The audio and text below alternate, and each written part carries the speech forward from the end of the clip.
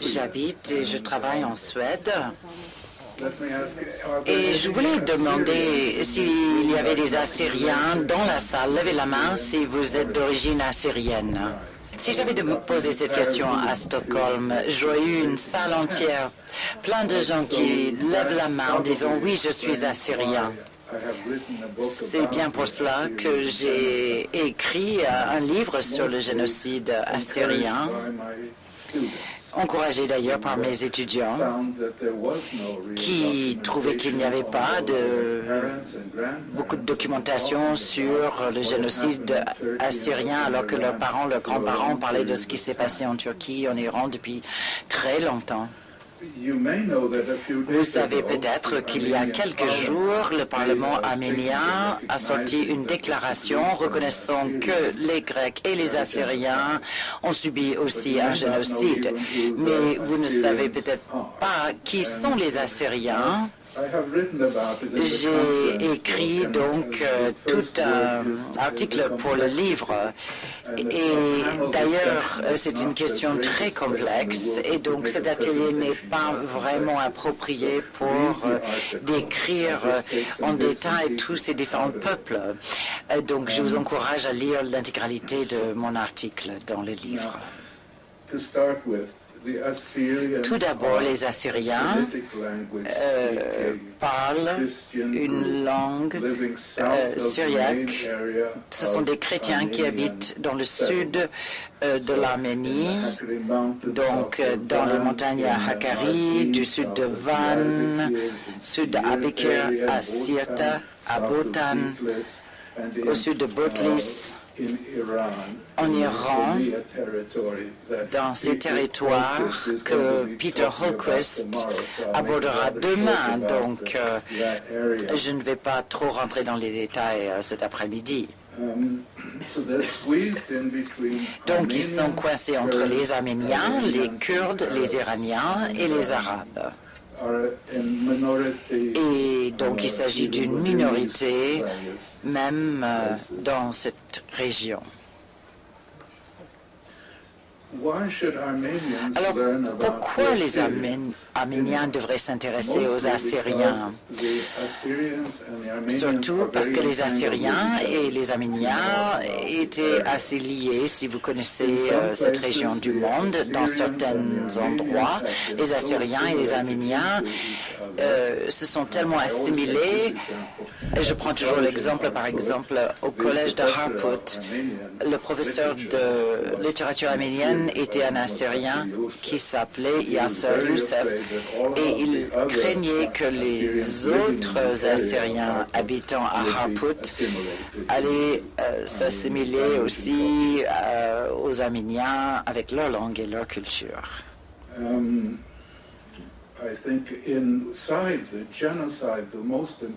En dehors du génocide, le moment le plus important dans l'histoire, lorsque les Assyriens ont aidé les Arméniens et vraiment aidé les Arméniens, c'était lorsque les tribus assyriens de Hakkari se sont levées contre les Turcs et l'armée turque qui venait à Van, justement pour aider les Arméniens sous les bombardements. Pour cette raison, et d'ailleurs ils ont été encouragés par les Russes à le faire, ils ont été donc expulsés de cette région de Hakkari sous ordre de Talat Pacha. Et ce ne sont pas des tribus kurdes, ce sont des militaires. Nous avons les documents qui prouvent que ce sont des militaires. Mais il y a peut-être d'autres archives en Turquie sur les Assyriens qui n'ont pas été autant protégés que les archives sur les Arméniens. Donc, ça devrait être sur place. Aussi, dans certains endroits où les Arméniens et les Assyriens habitaient ensemble, comme Mardin, il y avait des Arméniens catholiques qui habitaient avec des Assyriens catholiques, par exemple. les Arméniens étaient pris en premier. Et parfois, ils pensaient que rien n'est arrivé aux Assyriens, mais les Assyriens ont parlé de ce qui se passait aux Arméniens. Donc on voit que les Assyriens ont bien décrit la situation et on sait très bien, grâce à cela aussi, ce qui s'est passé avec les intellectuels arméniens de leur groupe. Donc, pour être bref, à Stockholm, à un certain moment, plusieurs professeurs allaient organiser une conférence sur le génocide arménien pour une agence gouvernementale et l'ambassade turque a insisté pour être invité. Et d'ailleurs, ils ont même proposé un intervenant turc, un historien, pour justement nier tout ce qui s'est passé. Mais il n'est pas venu finalement. Mais lorsque nous avons débattu de ce projet, l'ambassadeur turc a dit « Je ne sais pas comment vous avez le droit de parler des Arméniens parce que vous n'avez pas vu les archives en Turquie. » C'est justement Richard Hovhannissian et toute sa bande a présenté. Et j'ai dit « Monsieur l'ambassadeur, j'ai toute une liste ici des archives que je souhaiterais voir. Pourriez-vous m'aider à obtenir justement ces documents? Parce que mes étudiants et moi-même devons regarder toutes les notes en bas de page en turc et dans des journaux militaires ou dans des thèses d'étudiants turcs. Je ne lui ai pas donné la liste, mais je lui ai dit, voilà, j'ai toute la liste. BDH. OLS, etc., pour ces histoires archives militaires, DH qui veut dire le ministre de l'Intérieur et ses archives, et donc notamment des télégrammes confidentiels.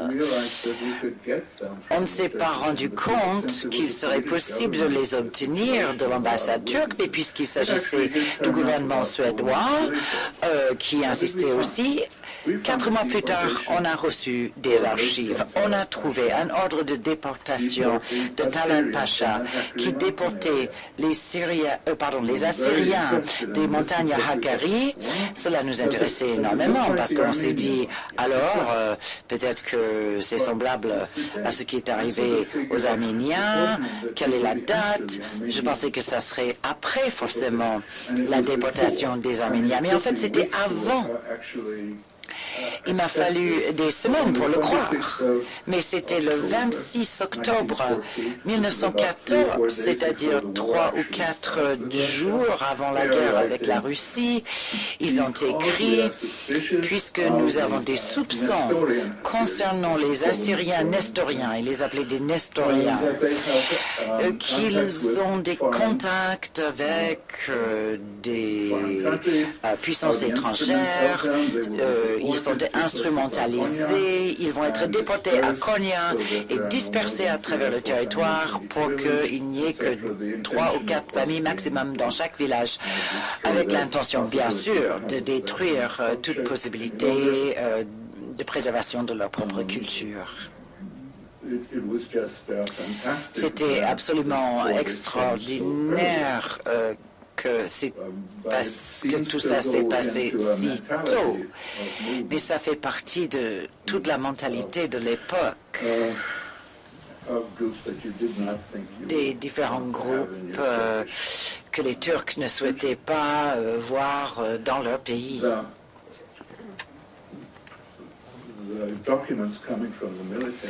Les archives militaires maintenant à Ankara que nous avons reçues, nous avons reçu 30 ou 40 télégrammes qui parlaient justement d'un petit village assyrien près de Chisla, ou Mediat, si vous connaissez cette région.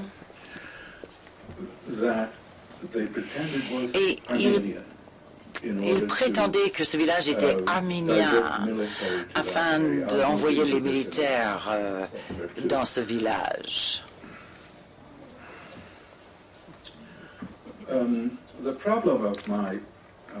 Mais le problème, en fait, c'est que l'histoire est tellement complexe. Comme vous verrez dans les livres, nous avons donc étudié les Assyriens, qui étaient un peuple très dur, qui résistait énormément, et Peter vous en parlera plus amplement demain. C'est-à-dire qu'ils se battaient. S'ils pensaient qu'ils avaient une possibilité de gagner, ils se battaient et ils prenaient aussi toutes les mesures de revanche contre les Turcs. La Convention contre le génocide vous donne l'impression que le génocide est commis par des personnes terribles, horribles, contre des personnes totalement innocentes, un groupe à 100% innocent. Mais nous découvrons aussi, grâce à ces archives, comment le génocide peut s'appliquer à d'autres situations. Il ne s'agit pas d'une guerre civile. Ces personnes étaient obligées de se défendre contre l'attaque extérieure. Ce petit village qui s'appelait Azak en arabe. D'ailleurs, c'était arabophone. Aujourd'hui, ce village s'appelle Idil et c'est là où on trafique énormément à travers la frontière syrienne.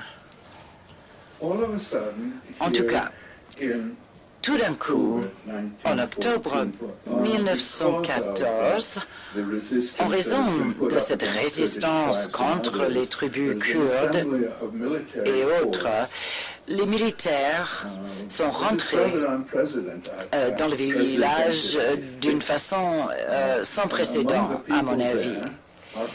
Il y avait, par exemple,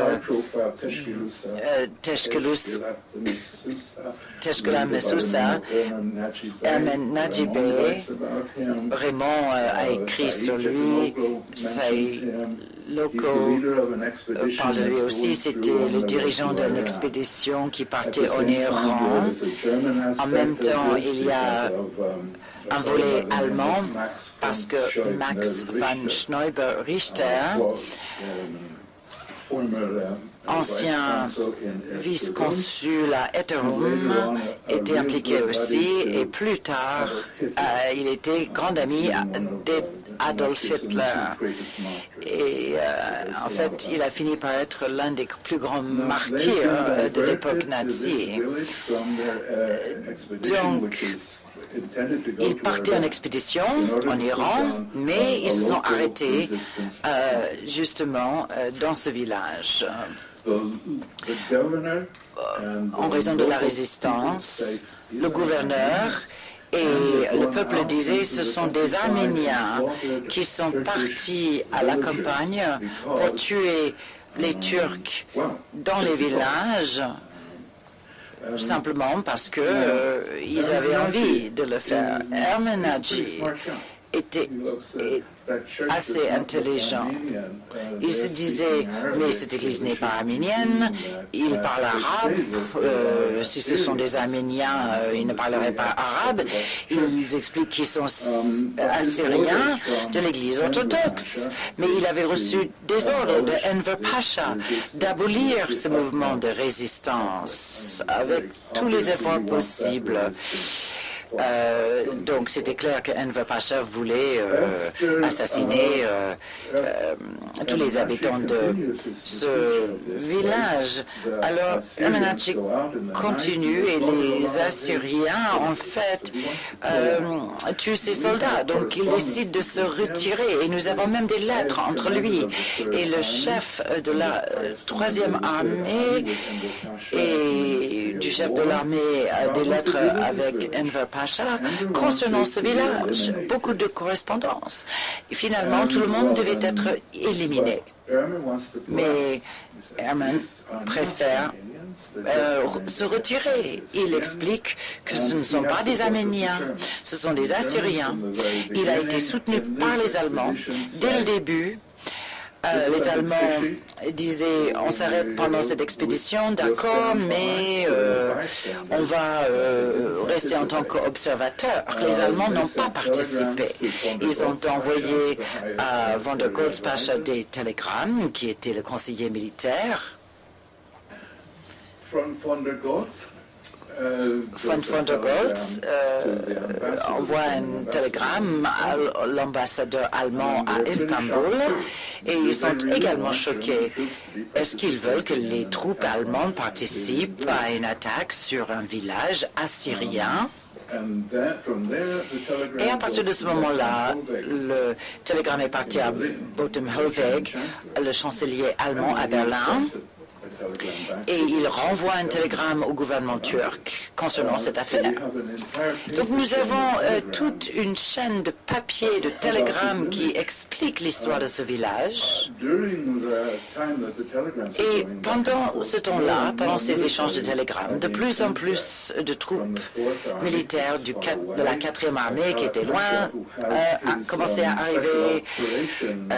Talat Pacha a bien sûr l'opération spéciale qui continue à œuvrer. 500 Moudjahidines, d'ailleurs, aussi de Mossoul, se sont pointés. Et donc, ça fait vraiment beaucoup de militaires, des canons, des soldats pour un petit village. Alors, si vous savez où se trouve le front à cette époque-là, ce n'est pas du tout à côté de ce village. Alors, pourquoi vous donnez tant de détails concernant ce village et cette affaire? C'est parce que s'il est possible d'obtenir des archives concernant ce village assyrien que tout le monde prétend est arménien, combien de villages arméniens se sont révoltés aussi, ont résisté? Parce que si vous allez envoyer des militaires loin du front, il doit y avoir des documents, des ordres. Donc j'espère que vous serez à Ankara bientôt pour voir ces archives militaires à l'avenir. Certainement, ça pourrait nous aider à avancer. Qu'est-ce que cela signifie?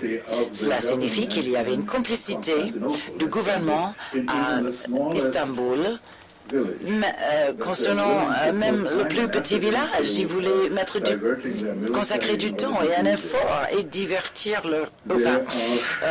envoyer leurs soldats, tout simplement pour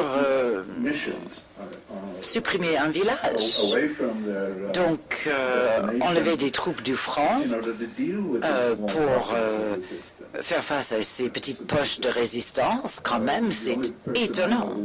La seule personne que je connais qui pourrait faire quelque chose de semblable serait Adolf Hitler. Et donc, vraiment, au plus haut échelon du gouvernement turc, les personnes étaient impliquées, les Allemands étaient tout à fait au courant au plus haut niveau aussi. Helweg écrit beaucoup de choses intéressantes. Il dit quelle sorte de chrétien ça doit être si toute cette attention est portée sur eux. Eh bien, une de nos idées concernant le génocide c'était principalement des Kurdes qui assassinaient les Arméniens, mais on voit grâce à ces archives qu'on dirait que c'est plutôt l'armée turque avec l'assistance des Kurdes. Peut-être que les Kurdes ne faisaient que attendre la fin de la bataille, mais en tout cas, l'armée ottomane, forcément, n'est pas propre. Ça, on pensait que le Wehrmacht était propre, etc., et non coupable de génocide, mais c'est clair que ce n'est pas le cas. Donc, il faudrait certainement aussi étudier de plus près le rôle de l'armée turque. Voilà ce que je voulais partager avec vous, et c'est bien pour cela que l'histoire des Assyriens est aussi importante pour vous qui s'intéressez aux Arméniens et l'histoire des Arméniens. Merci.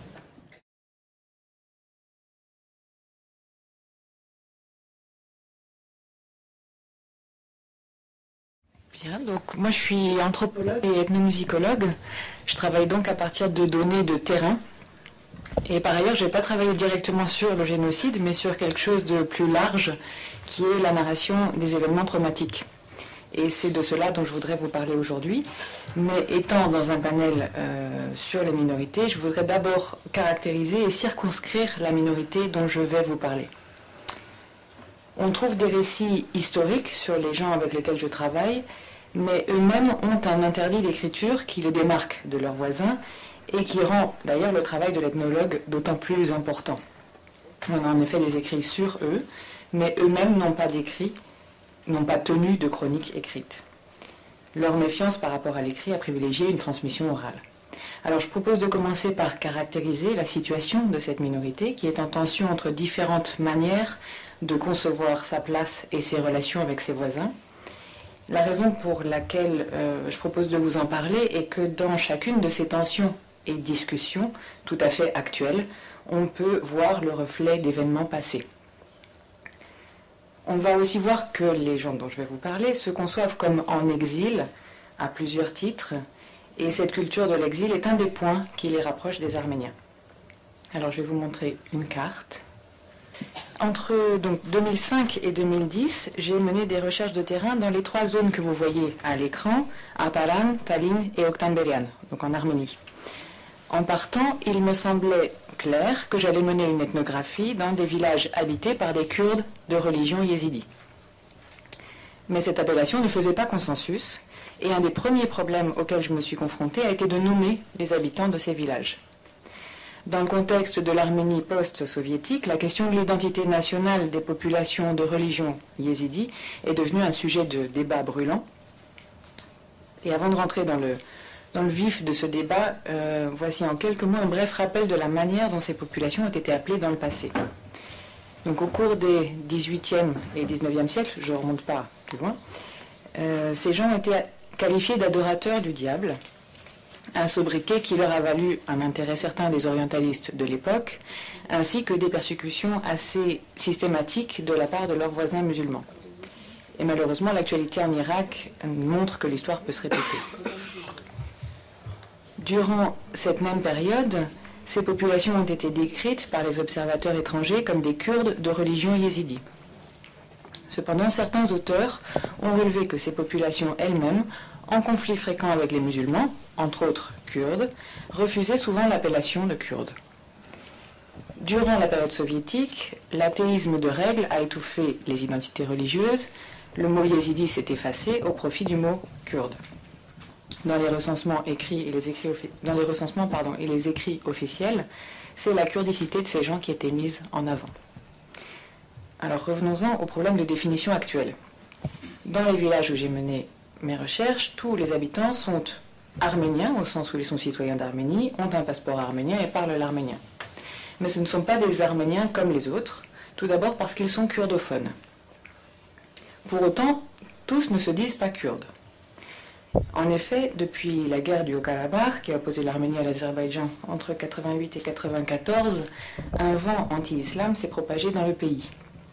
Durant ce conflit, la majorité de la population musulmane d'Azérie, là je ne vous apprends rien, Azérie et Kurdes, a alors fui vers l'Azerbaïdjan.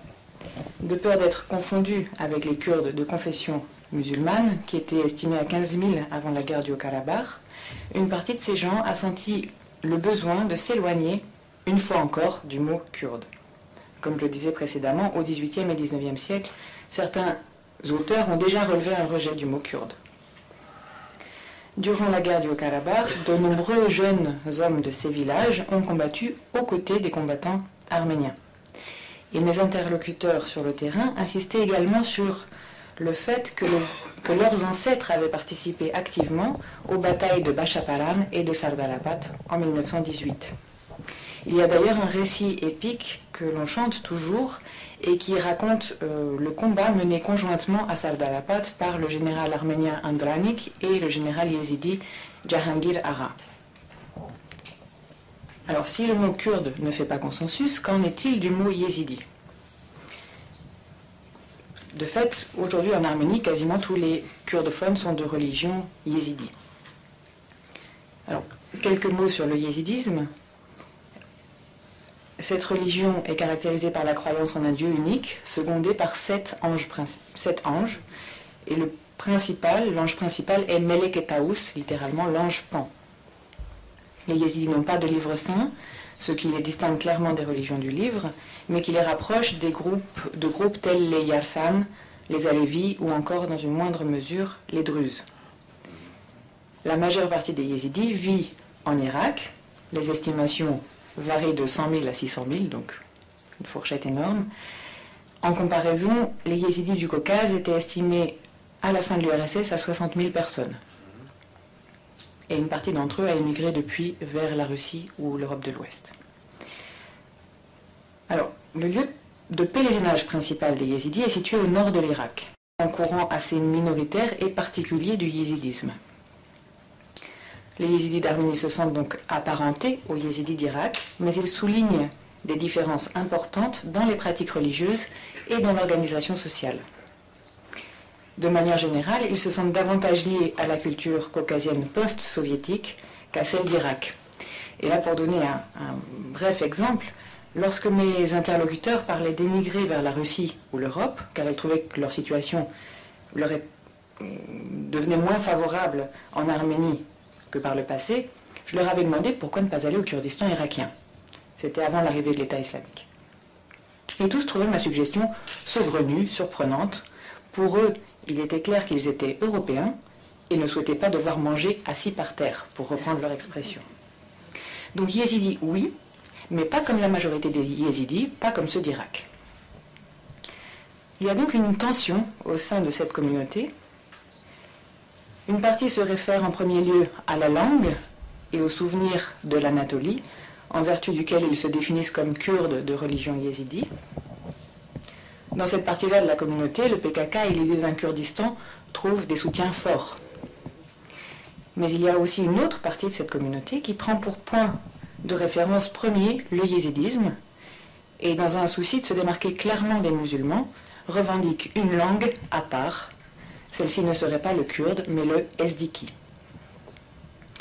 Dans la charte de la Commission européenne de recours des réfugiés, figurent actuellement pour les yézidis du Caucase deux langues, le kurde kurmanji et le ezdiki. Elles sont, pour l'heure, totalement identiques. Alors, à un autre niveau, et ça ne fait pas discussion, il y a le souvenir commun d'un exil d'Anatolie. En effet, tous ces gens partagent, avec bon nombre d'Arméniens, la mémoire d'une fuite vers le Caucase pour trouver refuge derrière les rangs des armées tsaristes. Originaires en majorité de la région de Gaziantep, en Anatolie, les yézidis ont fui les persécutions des musulmans et se sont dirigés vers le nord-est, d'abord vers Van et Kars, puis, lors du recul des troupes du tsar, plus au nord dans le Caucase. Les deux grandes vagues de migration des yézidis vers le Caucase remontent à 1828-29 et 1915-16. Les yézidis de la première vague se sont installés dans la région d'Aparan, donc 1828-29, et ceux de la seconde vague dans les régions de Tallinn et d'Oktanbeghan. Un tout petit mot sur les yézidis de la région de Tallinn. Ils sont en général venus de la région de Sassoun et ont fui avec les Sassounsis et se sont installés dans les mêmes villages, 12 villages de la région de Tallinn. Ils parlent la langue l'un de l'autre et participent aux funérailles les uns des autres. C'est assez impressionnant. Alors, dans l'ensemble, les yézidis partagent avec les Arméniens la mémoire du génocide et ils se joignent activement aux cérémonies de commémoration qui ont lieu chaque année le 24 avril. Histoire de mettre de la couleur, on va voir juste une image de la cérémonie à Yerevan en 2006. Voilà. Cette communauté de destin avec les Arméniens est également présente dans un certain rapport à l'exil. On peut sans doute dire, et là je parle sous le contrôle des spécialistes ici présents, que les Arméniens ont un rapport particulier à l'exil. La littérature arménienne médiévale développe déjà ce thème de manière conséquente. Comme je l'ai expliqué, on ne peut pas remonter aussi loin pour les yézidis, qui pendant longtemps ont regardé l'écriture avec suspicion. Cependant, on trouve actuellement une riche littérature orale autour du thème de l'exil, du deuil et de la nostalgie. À vrai dire, ces sphères peuvent nous paraître disjointes en Occident. Le deuil et l'exil, ce n'est tout de même pas la même chose. Et pourtant, elles s'avèrent remarquablement perméables dans la culture yézidi. Il existe en fait un mode d'énonciation que les yézidis appellent Klam Esser, littéralement parole sur quelque chose ou parole à propos de quelque chose, et qui se décline selon les contextes en parole sur le mort, parole sur le héros, parole sur l'exil. Car les héros dont on parle sont bien sûr toujours morts dans des conditions tragiques, et c'est d'ailleurs dans cette catégorie que se situait le récit épique sur Jahangir Ara que j'évoquais tout à l'heure. Et je vous propose d'en écouter, d'en visionner un court extrait enregistré en 2006 dans le village de El Agaz, dans la région de Apara, et chanté par Bin Bash.